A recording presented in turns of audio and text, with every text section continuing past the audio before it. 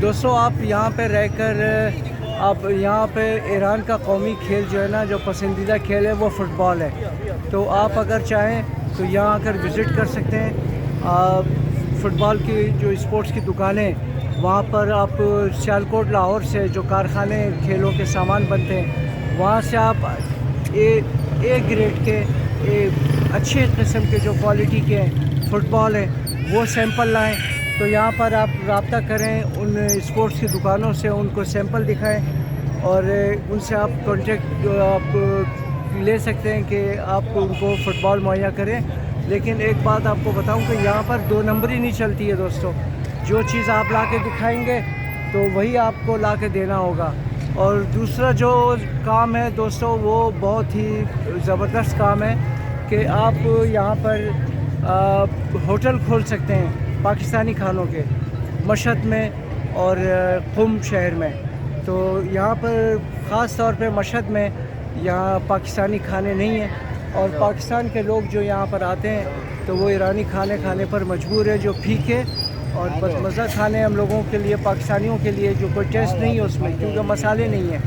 تو یہاں آ کر آپ ہوٹل کھول سکتے ہیں اور صبح کا ناشتہ بھی اگر آپ وہ کریں، ناشتہ پراٹھے وغیرہ، دودھ کی چائے، تو یہ چیزیں اچھی چلیں گی.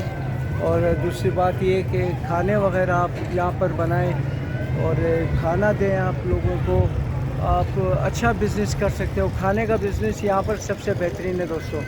تو آپ آئیں یہاں پر ہوٹل کھولیں تو انشاءاللہ بہت کامیاب ہوں گے آپ. اور کیونکہ پاکستانی جب یہاں پر آتے ہیں تو پاکستانی کھانوں کے لیے وہ در بدر ہوتے ہیں، مطلب دیکھتے ہیں یہاں پہ ادھر ادھر کہ کہیں کوئی پاکستانی کھانا ملے، لیکن یہاں پہ صرف ایرانی کھانے ہیں جو بہت مہنگے ہیں.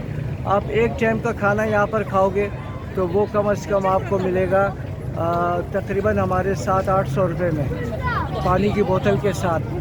تو اور یہاں پر چاول کا استعمال دوستوں بہت زیادہ ہے کہ چاول ان کے کھانوں کے ساتھ ہر کھانے میں لازم ہے. چلو کباب، چلو مرغ، چلو کوبیدہ.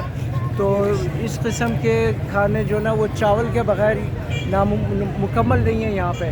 تو چاول بہت زیادہ شوق سے یہاں کے لوگ کھاتے ہیں. اور روٹی جو نا آپ ہوٹل میں اگر کھائیں گے تو وہ روٹی انتہائی خشک پاپڑ کی طرح سوکھی روٹی ہوگی جس کا کوئی مزہ نہیں ہے. تو میں نے کل کھانا کھایا ہے تو روٹی جو میرے لیے لے کر آیا تو وہ بالکل سوکھے پاپڑ کی طرح تھا. تو بہت اس چیز کی کمی محسوس ہوئی کہ یار ہمارے یہاں ہم لوگ تازہ روٹیاں کھاتے ہیں لیکن یہاں پر سوکھی روٹی جو ہے نا سالن کے ساتھ دی جاتی ہے. تو خرچہ بھی آپ ٹھیک ٹھاک کرتے ہو. اور یہاں پر ہوٹل بہت مہنگے ہیں. اس بار ہوٹل میں 3000 روپے پر ہیڈ یہاں پہ کرایہ ہے. تو یہاں پہ بہت مہنگائی بہت زیادہ ہے دوستوں ایران میں. اور ایران بہت مہنگا ہے، عراق بھی بہت مہنگا تھا. اور اس چیز کی ہمیں کمی محسوس ہوئی کہ ہم اپنے پاکستان میں ہم اچھے ہوٹلوں میں اگر ٹھہریں تو 4 سے 5 ہزار روپے کمرے کا کرایہ اور اس میں صبح کا ناشتہ بھی آپ کو ملے گا.